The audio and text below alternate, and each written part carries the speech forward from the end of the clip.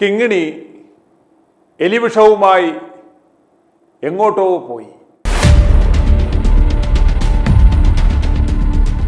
തദ്ദേശ തെരഞ്ഞെടുപ്പ് സമയത്ത് തിരുവനന്തപുരം നഗരസഭയുടെ ചുമതല നൽകിയിരുന്നത് കെ മുരളീധരനായിരുന്നു. തുടക്കം വളരെ നല്ലതായിരുന്നു. വളരെ ചടുലമായ രീതിയിൽ സ്ഥാനാർത്ഥി പ്രഖ്യാപനമുണ്ടായി. അതുമാത്രമല്ല, ചരിത്രത്തിൽ ആദ്യമായി ഞങ്ങളുടെ മേയർ സ്ഥാനാർത്ഥി ഇതായിരിക്കും എന്നൊക്കെ പ്രഖ്യാപനം നടന്നു. ഈ ചടുലതയും ഈ സൂക്ഷ്മതയും എല്ലാം കണ്ട അന്ന് ഞങ്ങളടക്കം അതിനെ അനുമോദിച്ചു. അതിന് വളരെ സപ്പോർട്ടീവായിട്ടുള്ള വാർത്തകൾ ഞങ്ങൾ നൽകി. നല്ല മൂവ്മെന്റ്, ഈ ഒരു ചടുലത വേണം, ഈ ഒരു ഐക്യം വേണം എന്നൊക്കെ നമുക്ക് തോന്നി. എന്നാൽ ഞങ്ങൾ ഇപ്രകാരം ഒരു ക്യാപ്ഷനും വന്ന് നൽകി. ശബരിനാഥൻ തലസ്ഥാനത്തിൻ്റെ നാഥനാകുമോ എന്ന തരത്തിൽ. എന്നാൽ ജനങ്ങൾ വിധി എഴുതി ശബരിനാഥൻ തലസ്ഥാനത്തിൻ്റെ നാഥനാകേണ്ട, തൽക്കാലം ദിവ്യയുടെ നാഥനായാൽ മതി എന്ന് ജനങ്ങൾ വിധി എഴുതി. ഇതിന് പ്രധാനപ്പെട്ട കാരണം മറ്റാരുമല്ല, അത് ശബരിനാഥൻ്റെ പോരായ്മയോ മറ്റെന്തെങ്കിലും പ്രശ്നമോ അല്ല.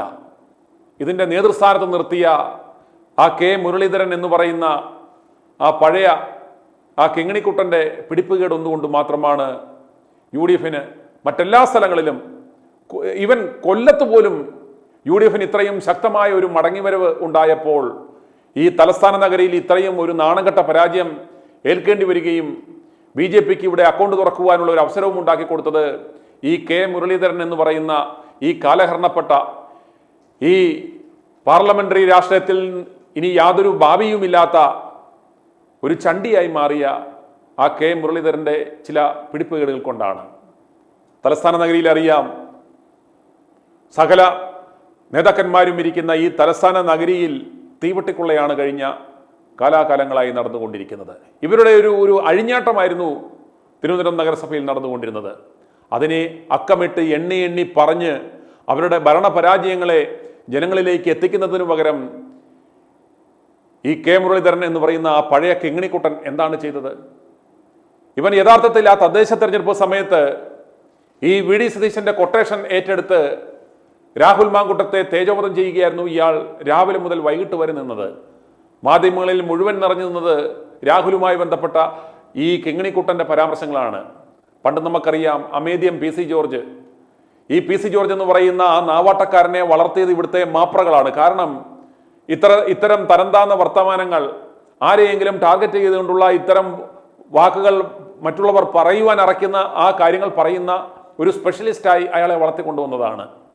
ആ പി സി ഇന്ന് ഷെഡിൽ കയറി ആ സ്ഥാനത്ത് ഒരു നാവാട്ടക്കാരനെ അവർക്ക് വേണമായിരുന്നു. അതുകൊണ്ടാണ് ഈ കിങ്ങിണിക്കുട്ടൻ്റെ ഈ ഞഞ്ഞ വർത്താനം മാധ്യമങ്ങൾ കൊടുത്തത്. പക്ഷേ കിങ്ങിണിക്കുട്ടൻ ഓർത്തു, ഞാനൊരു സംഭവമായതുകൊണ്ടാണ് യുമാർ ഈ മൈക്കും നോക്കി എൻ്റെ ബൈറ്റിന് വേണ്ടി കാത്തു നിൽക്കുന്നത് എന്ന് ഇയാൾ തെറ്റിദ്ധരിച്ചു. എന്നാൽ ഇവന്മാർക്ക് ഇട്ട് കൊടുത്ത ഒരു ഇരയായിരുന്നു, ഒരു പണിയായിരുന്നു എന്ന് ഇയാൾ മനസ്സിലാക്കിയില്ല. ആ സമയത്ത് ഇയാൾ രാവിലെ മുതൽ വൈകിട്ട് വരെ നിന്ന് മാധ്യമങ്ങളിൽ രാഹുലുമായി ബന്ധപ്പെട്ട ആ വിഷയങ്ങൾ എടുത്തിട്ട് അലക്കി സ്വന്തം പാർട്ടിയിലെ ഒരു യുവ നേതാവിനെ തേജോവധം ചെയ്യുന്നത് കണ്ട് ജനങ്ങൾ തന്നെ മൂക്കത്തൊക്കെ വെച്ചു. ഇവനൊരു നേതാവാണോ? ഈ തെരഞ്ഞെടുപ്പ് സമയത്ത് ഇതാണോ ചർച്ച ആക്കേണ്ടുന്നത്? എന്നാൽ അത്തരം ചോദ്യങ്ങളെ ശബരിമല കൊള്ളയിലേക്കോ തിരുവനന്തപുരം നഗരസഭയിലെ ഭരണപരാജയങ്ങളിലേക്കോ ഡൈവേർട്ട് ചെയ്യേണ്ടുന്ന, ആ മികവ് കാണിക്കേണ്ടുന്ന ഇത്രയും എക്സ്പീരിയൻസ് ഉള്ള ഒരു നേതാവ് സെൽഫ് ഗോൾ അടിക്കുന്ന പണിയാണ് നമ്മൾ കണ്ടത്. അതുകൊണ്ടാണ് തലസ്ഥാന നഗരിയിലെ കോൺഗ്രസ്സുകാർ പോലും അറിഞ്ഞ് ബി ജെ പിക്ക് വോട്ട് ചെയ്തത്.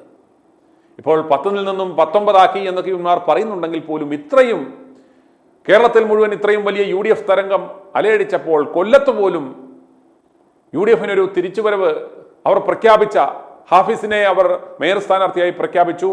ഹാഫിസ് ഇതാ മേയർ ആകുകയും ചെയ്യുന്നു. അവിടെ യാതൊരു ബഹളവുമില്ല. അവിടെ ഒറ്റ വലിയ ഈ കേക്കശനെ പോലെയോ കിങ്ങിണിക്കുട്ടനെ പോലെയോ അല്ലെങ്കിൽ ഉസ്മാൻ രമേശിനെ പോലെയുള്ള തലതൊട്ടപ്പന്മാരെ ഒന്നും അവിടെ അവർ ആക്കിയില്ല. കാരണം അവർക്ക് ഉറപ്പായിരുന്നു കൊല്ലത്ത് നാണംകെട്ട പരാജയം ഉണ്ടാകുമെന്ന് യുവമാർ തന്നെ വിശ്വസിച്ചു. അതുകൊണ്ട് അതിൻ്റെ പിതൃത്വം ഏറ്റെടുക്കേണ്ടി വരുമെന്ന് ഭയന്ന് ഒരൊറ്റ മുതിർന്ന നേതാക്കന്മാർ പോലും അവിടെ ഉണ്ടായിരുന്നില്ല. ആ ഒരൊറ്റ നേതാക്കന്മാർ പോലും ഇല്ലാതിരുന്ന ആ സ്ഥലത്ത് എന്തുകൊണ്ട് UDF ഇത്രയും കനത്ത വിജയമുണ്ടായി എന്നത് തന്നെ ഈ നേതാക്കന്മാരെ കണ്ടുകൊണ്ടല്ല. ഇവന്മാർക്കൊന്നും ഈ വിജയത്തിൽ യാതൊരു ക്രെഡിറ്റും എടുക്കുവാൻ അവകാശമില്ല. ഇവിടുത്തെ ഈ പിണറായിസത്തെ വെറുത്ത ജനങ്ങളുടെ ആ ഭരണവിരുദ്ധ വികാരമാണ് അവിടെ പ്രതിഫലിച്ചത് എന്നതിൻ്റെ ഏറ്റവും നല്ല തെളിവാണ് കൊല്ലം. അവിടെ ഇവന്മാർ ആരെങ്കിലും പ്രസംഗിക്കാൻ പോയോ? അവിടെ എന്തെങ്കിലും വലിയ പ്രൊപ്പഗണ്ടയോ തദ്ദേശ തെരഞ്ഞെടുപ്പ് സമയത്ത് കൊല്ലത്ത് എന്തെങ്കിലും വലിയ കാര്യങ്ങളൊന്നും ഉണ്ടായോ? അവിടെ ഒന്നും സംഭവിച്ചില്ല. അതുപോലെ തന്നെ ഹാഫിസിനെ മേയർ സ്ഥാനാർത്ഥിയായി ഉയർത്തി കാണിച്ചു. അവിടെ എനിക്ക് മേയറാകണം എന്ന തരത്തിലുള്ള എറണാകുളത്തോ തൃശ്ശൂരിലോ അതല്ലെങ്കിൽ മറ്റ് പ്ലേസുകളിലോ നടന്നതുപോലെയുള്ള അവകാശവാദങ്ങളോ ചെളിവാരിയേറോ വല്ലതും ഉണ്ടായോ? അവിടെ ഒന്നും ഉണ്ടായില്ല. കാരണം ഈ കടൽക്കിഴവന്മാരായ നേതാക്കന്മാരുടെ തമ്മിലടിയും പ്രസൻസും അവിടെ ഉണ്ടായിരുന്നില്ല എന്നതുകൊണ്ട് മാത്രമാണ് കൊല്ലം നമ്മൾ ഒരു പഠന വിധേയമാക്കേണ്ടുന്നത്. ആ കൊല്ലം ആവർത്തിക്കുകയാണ് യഥാർത്ഥം ചെയ്യേണ്ടത്. ഈവന്മാർ, ഈ കടൽക്കിഴവന്മാരായ ഈ പാഴുകളായ ഈ നേതാക്കന്മാർ മാറി നിന്നെങ്കിൽ, ഈ നേതാക്കന്മാരെ മുന്നോട്ട് വിട്ടാൽ മിന്നും വിജയം വരുന്ന തദ്ദേശ തെരഞ്ഞെടുപ്പിലും ഉണ്ടാക്കാം എന്ന കാര്യത്തിൽ യാതൊരു സംശയവുമില്ല. ഇന്ന് തലസ്ഥാന നഗരിയിൽ ചരിത്രത്തിലാദ്യമായി BJP ഒരു അക്കൗണ്ട് തുറന്നിരിക്കുകയാണ്. മേയർ സ്ഥാനം 51 സീറ്റുകൾ, ഒരു സ്വതന്ത്രനെയും കൂടെ കൂട്ടി അവരുടെ നില അവർ വളരെ ഭദ്രമാക്കി. 19 സീറ്റുകൾ നേടിയ കോൺഗ്രസിന്റെ ഗതികേട് നിങ്ങളൊന്ന് ഓർക്കുക. ഇന്ന് നടന്ന ആ തിരഞ്ഞെടുപ്പിൽ 2 വോട്ടുകൾ അസാധുവായി പോയിപ്പോൾ. എല്ലാവർക്കും സത്യവാചകം ചൊല്ലിക്കൊടുത്ത ക്ലീറ്റസ്, UDFന്റെ ഏറ്റവും മുതിർന്ന ആ കൗൺസിലർ, അദ്ദേഹത്തിൻ്റെതായിരുന്നു ഒരു അസാധു. പിന്നീട് മറ്റൊരാളും അസാധു ആക്കി. ഇവരുടെ ഗതികേടൊന്ന് ഓർക്കുക. ഇന്ന് തദ്ദേശ തെരഞ്ഞെടുപ്പ് സമയത്ത് രാഹുൽ വധവുമായി നിന്ന ആ കിങ്ങിണിക്കുട്ടൻ എലിവിഷവും മേടിച്ച് എങ്ങോട്ടോ പോയി എന്നാണ് നമുക്ക് വിവരം കിട്ടിയിരിക്കുന്നത്. എന്തിന് പോയതാണെന്നറിയില്ല. ഇതോടുകൂടി ഈ കെ മുരളീധരൻ എന്ന ആ കിങ്ങിണിക്കുട്ടൻ്റെ രാഷ്ട്രീയ ഭാവി തീർന്നു എന്ന് നമുക്ക് നിസ്സംശയം പറയാം. ഇപ്പോൾ തിരുവനന്തപുരത്ത് ഇയാളുടെ വലിയ ആഗ്രഹമായിരുന്നു വട്ടിയൂർക്കാവിൽ നിന്ന് മത്സരിക്കുക എന്ന്. ഇന്ന് വട്ടിയൂർക്കാവിൻ്റെ വാ എന്ന് ഉച്ചരിക്കാൻ പോലും ഇയാൾക്ക് ത്രാണിയില്ല. കാരണം ഇയാൾ കെട്ടിവെച്ച കാശ് പോലും അവിടെ കിട്ടത്തില്ല എന്ന് ഉറപ്പായി. ഇപ്പോൾ നോക്കുന്നത്, ഇയാളെ ഈ പ്രശ്നം ഉണ്ടാക്കി ഇപ്പോൾ ഈ കിങ്ങിണിക്കുട്ടൻ നോക്കുന്നത് പെങ്ങടെ റെക്കമെൻഡിൽ BJPയിൽ എന്തെങ്കിലും ഒരു സീറ്റ് കിട്ടുമോ എന്ന് ഇയാൾ ഇപ്പോൾ അന്വേഷിച്ചുകൊണ്ടിരിക്കുകയാണ് വളരെ രഹസ്യമായി. നമുക്കറിയാം, ഈ മനുഷ്യന് കോൺഗ്രസ് പ്രസ്ഥാനത്തോട് യാതൊരു താല്പര്യമോ ഒരു ആത്മാർത്ഥതയോ ഇല്ലാത്തൊരു സാധനമാണ്. പണ്ട് ഡിക്ക് എന്ന് പറഞ്ഞൊരു സാധനം ഉണ്ടായിക്കൊണ്ട് കോൺഗ്രസിനെ ചീത്ത വിളിച്ചു പോയി, മദാമയെന്ന് വിളിച്ച് അപമാനിച്ച് സോണിയാഗാന്ധിയെ അപമാനിച്ചു പോയി. അതുപോലെ ഈ പാർട്ടിക്ക് അത്രത്തോളം പ്രതിസന്ധി ഉണ്ടാക്കിയിട്ടുള്ള ഒരു മുതലാണിതെന്ന് ഓർക്കണം. ഇപ്പോൾ രഹസ്യമായി എങ്ങനെയെങ്കിലും BJPയിൽ ഒരു അഭയാർത്ഥിയായിട്ടെങ്കിലും കയറാൻ പറ്റുമോ എന്ന് നമ്മുടെ PC ജോർജ് പോയതുപോലെ ഇയാൾ ശ്രമിച്ചുകൊണ്ടിരിക്കുകയാണ്. അന്നേരം ഈ പാഴിനെ എവിടെയെങ്കിലും കൊണ്ട് കുടിയിരുത്തിയില്ലെങ്കിൽ വരുന്ന തിരഞ്ഞെടുപ്പ് സമയത്ത് ഇയാളുടെ സഹോദരി പോയതുപോലെ പാർട്ടിയെ പ്രതിസന്ധി ഒന്നുമില്ല. ഇയാൾ പോയാൽ സത്യം പറഞ്ഞാൽ ഈ പ്രസ്ഥാനം നന്നാകത്തേ ഉള്ളൂ. അന്നേരം അതുകൊണ്ട് ഇയാളെ കുടിയിരുത്തുവാൻ ഗുരുവായൂരിൽ കൊണ്ട് നടയിരുത്താൻ പറ്റുമോ എന്നാണ് ഇപ്പോൾ ആലോചിച്ചു കൊണ്ടിരിക്കുന്നത് എന്നാണ് നമുക്ക് വിവരം. ഇത്രയും ഗതികെട്ട ഒരു നേതാവുണ്ടോ? ഇന്ന് ജനാധിപത്യ സംവിധാനത്തിൽ ജയവും പരാജയവും ഒക്കെ സാധാരണമാണ്. അതിനെ രണ്ടിനെയും തുല്യ ഇതോടുകൂടി ഫേസ് ചെയ്യേണ്ടുന്ന ഈ കിങ്ങിണിക്കുട്ടൻ എലിവിഷവും മേടിച്ചുകൊണ്ട് എവിടെയോ പോയി പമ്മിയിരിക്കുകയാണ്. ഗതികേടെന്ന് ഓർക്കുക. ഇനി പ്രേക്ഷകർ കാണാൻ പോകുന്നത് തലസ്ഥാന നഗരിയിൽ താമര വിരിയിച്ച് ആ മേയർ പദവിയിലെത്തിയ VV രാജേഷിൻ്റെ പ്രസംഗവും അതേ തുടർന്ന് മേയറാകാമെന്ന് മോഹിച്ച് മേയറായി ആ രാജകീയ വാഹനത്തിൽ നഗരപ്രദക്ഷിണം നടത്താമെന്നും പറഞ്ഞു വണ്ടി വരെ അലങ്കരിച്ചിട്ട LDF സ്ഥാനാർത്ഥി ദീപക്കും പിന്നെ UDFന്റെ മേയർ സ്ഥാനാർത്ഥി ശബരിനാഥനുമാണ്. ശബരിനാഥൻ്റെയൊക്കെ അവസ്ഥ ഇനി ഒന്ന് ഓർത്ത് നോക്കുക. MLA ആയിരുന്ന ഒരു കൗൺസിലറായി UDFിലൊരു കാര്യം മനസ്സിലാക്കണം. ഇതിനെയാണ് ഇവന്മാരുടെ ഒതുക്കാനുള്ള, രാഹുലിനെ തേൻകണിയിൽപ്പെടുത്തി ഒതുക്കിയതുപോലെ ഇത് വേറൊരു ശൈലിയാണ്. ഇവിടെ എത്രയോ മുതിർന്ന അതല്ലെങ്കിൽ മുൻ മന്ത്രിമാരായ പലരും ഉണ്ടായിരുന്നു. അവരെയൊന്നും പരീക്ഷിക്കാതെ ശബരിനാഥനെ മാത്രം ഇത്തവണ ബലിയാടാക്കി ഇട്ടുകൊടുത്തത് വരുന്ന നിയമസഭാ തെരഞ്ഞെടുപ്പിൽ ശബരിനാഥന് ജയിക്കാൻ സാധ്യതയുള്ള ഒരു സീറ്റ് കൊടുക്കേണ്ടി വരുമെന്നും അപ്രകാരം ജയിച്ചു കഴിഞ്ഞാൽ ഒരു മന്ത്രിസ്ഥാനം തന്നെ ഇദ്ദേഹത്തിന് കൊടുക്കേണ്ടി വരും എന്നുള്ളത് കൊണ്ട് ഇത് ദീർഘവീക്ഷണമുള്ള ഇതിനകത്തെ കൊഴുത്തുരുമ്പന്മാർ ഇവരെ ഒതുക്കാൻ വേണ്ടി ഈ പാവപ്പെട്ടവനെ കൗൺസിലറാക്കി ഇനി 5 കൊല്ലം ഈ പാവം കവടിയാറിൻ്റെ കൗൺസിലറായി ഇരിക്കും. ഇതാണ് ഈ കോൺഗ്രസ് പ്രസ്ഥാനത്തിലെ മറ്റൊരു ഒതുക്കൽ രീതി. ആ വീഡിയോ ഒന്ന് കണ്ട ശേഷം നമുക്ക് ഉടനെ മടങ്ങി വരാം.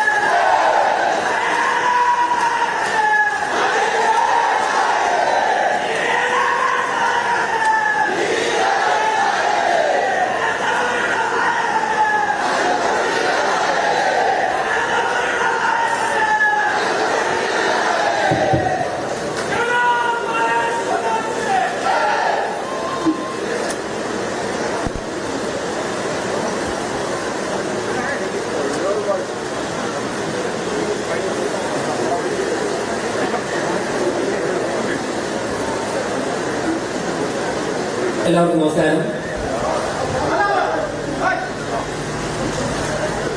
നമ്മൾ തിരുവനന്തപുരം കോർപ്പറേഷനിലെ 100 വാർഡുകളിൽ നിന്നും ജനവിധി തേടി എത്തിയിരിക്കുന്ന ജനപ്രതിനിധികളാണ്. വളരെ വലിയ പ്രതീക്ഷയോടെയാണ് ഒരു സമൂഹം നമ്മളെല്ലാവരെയും ജനാധിപത്യത്തിന്റെ ശ്രീകോവിലേക്ക് അയച്ചിരിക്കുന്നത്. തീർച്ചയായിട്ടും ലോകത്തിലെ ഏറ്റവും വലിയ ജനാധിപത്യ രാജ്യത്തിന്റെ ഭരണത്തിന് വിജയകരമായി നേതൃത്വം കൊടുക്കുന്ന ഒരു പ്രസ്ഥാനം എന്നുള്ള നിലയ്ക്ക്, ആ പാർട്ടിയുടെ പ്രതിനിധി എന്നുള്ള നിലയ്ക്ക് എന്റെ കഴിവിന്റെ പരമാവധി അനുഭവ സമ്പത്തും പരിചയ സമ്പന്നതയും ഉപയോഗിച്ചുകൊണ്ട് 100 വാർഡുകളെയും 101 വാർഡുകൾ വരും 101 വാർഡുകളെയും ഒറ്റ യൂണിറ്റായി കണ്ടുകൊണ്ട് ഒരുമിച്ച് എല്ലാവരെയും ചേർത്ത് പിടിച്ചുകൊണ്ട് മുന്നോട്ട് പോകാനുള്ള ഒരു പ്രതീക്ഷയാണ് നമ്മളൊക്കെ അർപ്പിക്കുന്നതെന്ന് ഞാൻ ആദ്യം തന്നെ പറയുകയാണ്. ഇവിടെ രാജ്യം ഭരിക്കുന്ന പാർട്ടിയുടെ പ്രതിനിധിയായിട്ടാണ് ഞാൻ വന്നിരിക്കുന്നത്. സംസ്ഥാന ഭരണത്തിന് നേതൃത്വം കൊടുക്കുന്ന രാഷ്ട്രീയ പാർട്ടിയുടെ പ്രതിനിധികൾ നിരവധി പേരുണ്ട്. അതോടൊപ്പം തന്നെ ഈ രാജ്യത്തെ ഏറ്റവും മുതിർന്ന, ഏറ്റവും പാരമ്പര്യമുള്ള രാഷ്ട്രീയ പാർട്ടിയുടെ പ്രതിനിധികളുണ്ട്. മുൻ MLA-മാർ ഉൾപ്പെടെയുള്ളവരുണ്ട്. വിദ്യാർത്ഥി സംഘടനാ പ്രവർത്തനത്തിലൂടെ വളർന്നു വന്നവരുണ്ട്. ഇവരൊക്കെ തന്നെ അനുഭവ സമ്പത്തുകൾ ചേർത്ത് പിടിച്ചുകൊണ്ടായിരിക്കും നമ്മൾ വരാൻ പോകുന്ന 5 വർഷം മുന്നോട്ട് പോകുന്നത്.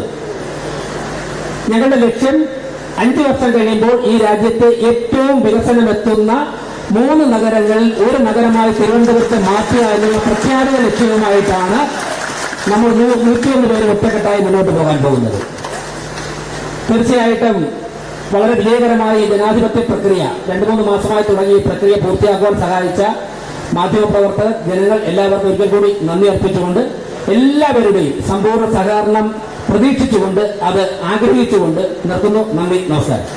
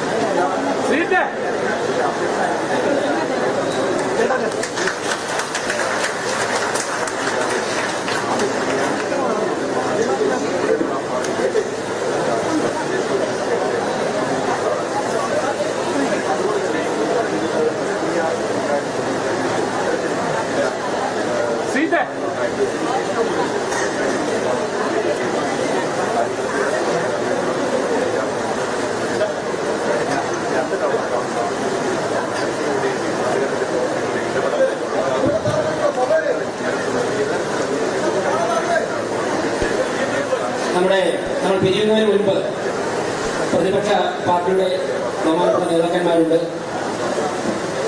ദീപക്, അതോടൊപ്പം തന്നെ ശബരിനാഥ്, അവരോട് ഈ സഭയെ അഡ്രസ് ചെയ്ത് സംസാരിക്കാൻ വേണ്ടി ക്ഷണിക്കുകയാണ്.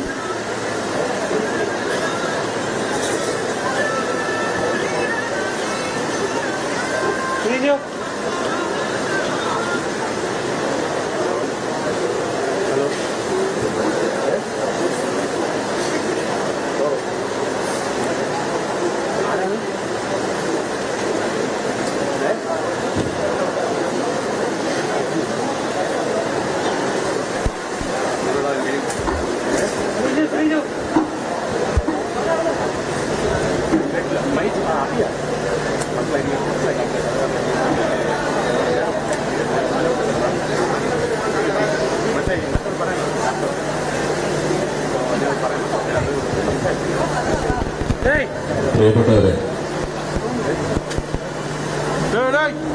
നഗരസഭയുടെ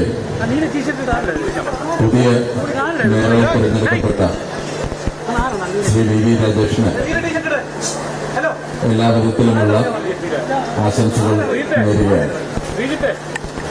ഒരു ജനാധിപത്യ സംവിധാനത്തിനകത്ത് തെരഞ്ഞെടുപ്പ് വിധി മാനിച്ചുകൊണ്ട് രാജേഷ് ഇവിടെ സൂചിപ്പിച്ചതുപോലെ തന്നെ 101 വാർഡുകളിലെയും പ്രവർത്തനങ്ങൾ ഏകോപിച്ചുകൊണ്ട് നടത്തി പൂർത്തീകരിക്കുന്നതിന് വേണ്ടിയിട്ടുള്ള പ്രവർത്തനങ്ങൾ ഭാവിയിൽ സംഘടിപ്പിക്കാൻ വേണ്ടിയിട്ട് കഴിയട്ടെ എന്ന് മാത്രം പറഞ്ഞുകൊണ്ട് പുതിയതായി തെരഞ്ഞെടുക്കപ്പെട്ട മേയറെ എല്ലാ വിധത്തിലും ആശംസിച്ചുകൊണ്ട് എന്റെ വാക്കുകൾ ഉപസംഹരിക്കുകയാണ്.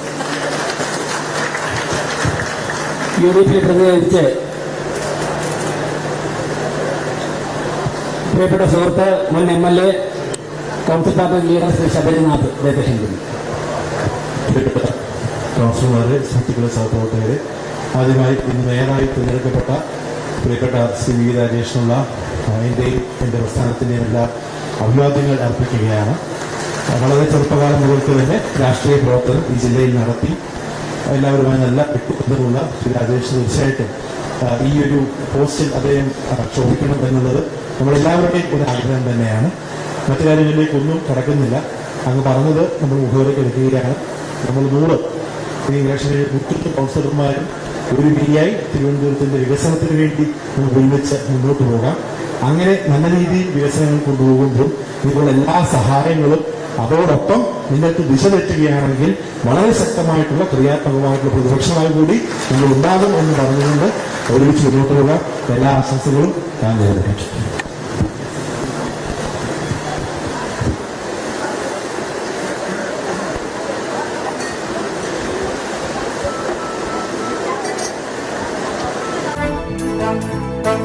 i2i News, an eye for truth. i2i News subscribe ചെയ്തിട്ടില്ലാത്തവർ ഇപ്പോൾ തന്നെ സബ്സ്ക്രൈബ് ചെയ്യുക. നോട്ടിഫിക്കേഷൻ ലഭിക്കുവാൻ ബെൽ ബട്ടണും അമർത്തുക.